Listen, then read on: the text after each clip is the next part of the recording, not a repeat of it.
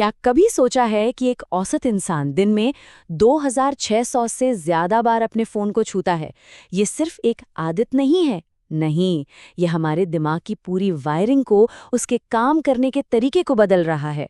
तो आज हम ये सीखने वाले हैं कि कैसे सिर्फ 10 मिनट में उस कंट्रोल को वापस पाया जाए। वो एक एहसास होता है ना, जब घंटों फोन पर स्क्रॉल करने के बाद नजरें उठाते हैं तो दुनिया थोड़ी धुंधली सी लगती है, फोकस करना मुश्किल हो जाता है। कभी सोचा है कि ऐसा असल में होता क्यों है? देखिए, इसे ऐसे समझते हैं। सोशल मीडिया हमारे दिमाग के लिए कैंडी की तरह है, एक तेज मीठा सा इनाम। लेकिन जब कोई बहुत ज्यादा कैंडी खाने लगता है तो जो पौष्टिक खाना है वो फीका लगने लगता है, राइट?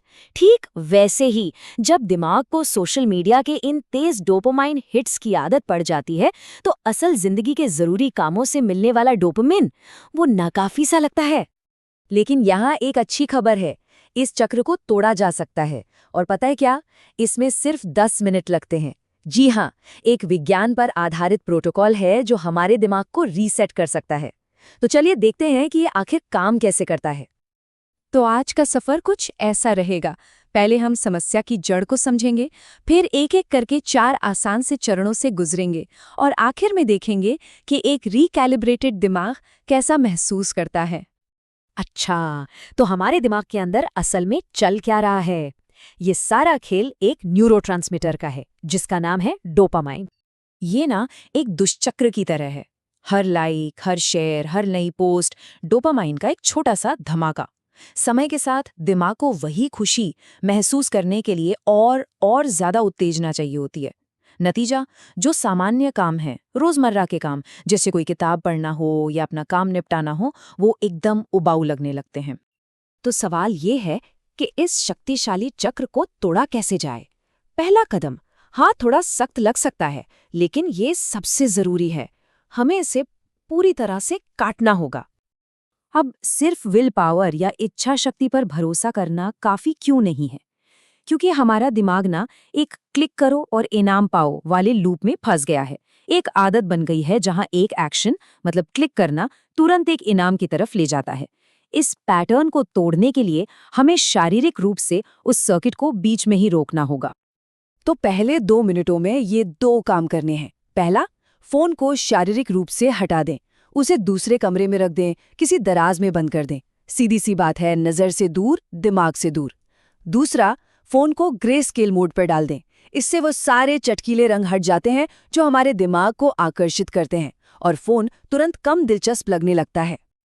ठीक है, एक बार फोन दूर हो जाए तो अब वक्त है एक बायोलॉजिकल हैक इस्तेमाल करने का जो हमारे डोपामाइन को रीसेट कर देगा। ये सुनने में थोड़ा अजीब लग सकता है, पर ये काम करता है। हमारे दिमाग को एक सी-सॉ की तरह सोचिए, एक तरफ खुशी, दूसरी तरफ दर्द। जब हमें बहुत ज्यादा खुशी मिलती है तो सी-सॉ एक तरफ झुक जाता है। अब संतुलन बनाने के लिए दिमाग दर्द वाली साइड को नीचे धकेलता है। तो अगर हम जानबूझकर दर्द वाली तरफ थोड़ा सा दबाव डालें तो हम असल में एक ज्यादा स्वस्थ और लंबे समय तक टिकने वाला डोपामाइन रिलीज ट्रिगर कर सकते हैं। और ये कितना असरदार है? स्टडीज से पता चला है कि ठंडे पानी के संपर्क में आने से डोपामाइन की मात्रा में 250% तक की बढ़ोतरी हो सकती है। और सबसे जरूरी बात, ये सोशल मीडिया वाले तेज स्पाइक की तरह नहीं है जो तुरंत खत्म हो जाता है। नहीं, ये एक धीमी, स्थिर बढ़त है जो घंटों तक बनी रहती है। तो इसे करना कैसे है? 2 आसान से तरीके हैं। या तो ठंडे पानी का एक तेज झटका अपने चेहरे पर छींटे मारें, या बस 2 मिनट का ठंडा शावर ले लें, या फिर कुछ तेज शारीरिक कसरत करें जैसे जंपिंग जैक। ये दोनों ही तरीके डोपामीन रिसेप्टर्स को उनकी प्राकृतिक स्थिति में वापस लाने में मदद करेंगे। ठीक है, अब जब हमने अपने डोपामाइन के स्तर को स्थिर कर लिया है तो अब हमारे ध्यान की मांसपेशियों को फिर से ट्रेनिंग देने का समय है। देखिए, सोशल मीडिया ने इसे एक स्प्रिंटर बना दिया है जो छोटी दौड़ भागता है। हमें इसे एक मैराथन धावक बनाना है जो लंबा टिके। स्क्रीन हमें एक तरह के टनल विजन में डाल देती है जहां हमारा सारा फोकस एक छोटी सी जगह पर होता है जो काफी तनावपूर्ण हो सकता है। हमें जो चाहिए वो है एक शांत और खुली पैनोरामिक विजन। ये सिर्फ आंखों को आराम देने के बारे में नहीं है, ये दिमाग को अलग तरह से जानकारी प्रोसेस करने के लिए फिर से तैयार करने के बारे में है।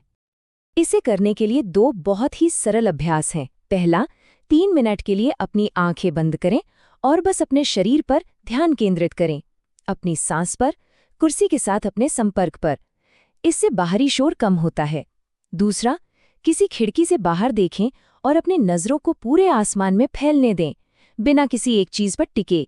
ये ध्यान को फैलाने और तनाव को कम करने में मदद करता है। और अब हम आ गए हैं आखिरी चरण पर। ये बहुत ज़रूरी है क्योंकि ये रीसेट की दुनिया और काम की दुनिया के बीच एक पुल का काम करता है। सीधे 2 घंटे के काम में कूदने की बजाय हम एक छोटे से कदम से शुरुआत करते हैं। कोई भी एक छोटा, आसान, गैर डिजिटल काम चुनें, जैसे अपनी मेज़ साफ करना या एक गिलास पानी पीना, और उसे तुरंत कर लें। इससे एक मोमेंटम बनता है। फिर आखिरी मिनट के लिए बस बैठें, कुछ भी ना करें, बस उस बोरियत के साथ रहें। ये थोड़ा अजीब लगेगा, पर यकीन मानिए ये बहुत ज़रूरी है। ये दिमाग को सिखा रहा है कि उसे हर पल उत्तेजना की ज़रूरत नहीं है। तो इन 10 मिनटों के बाद हासिल क्या हुआ? नतीजा ये है कि डोपामाइन का स्तर रीसेट हो गया है, ध्यान फिर से प्रशिक्षित हो गया है और एक शांत, ज्यादा केंद्रित मानसिक स्थिति बन गई है, जो असली गहरे काम से निपटने के लिए अब पूरी तरह से तैयार है। ये याद रखने के लिए एक बहुत शक्तिशाली सोच है। अगली बार जब भी बोरियत महसूस हो, तो तुरंत फोन उठाने के बजाय उसे एक जीत की तरह देखिए। ये एक संकेत है कि दिमाग ठीक हो रहा है, कि रीसेट काम कर रहा है। ये एक संकेत है कि कंट्रोल वापस आ रहा है।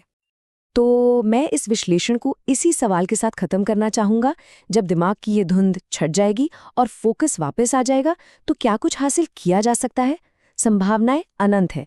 इस सफर में साथ रहने के लिए धन्यवाद।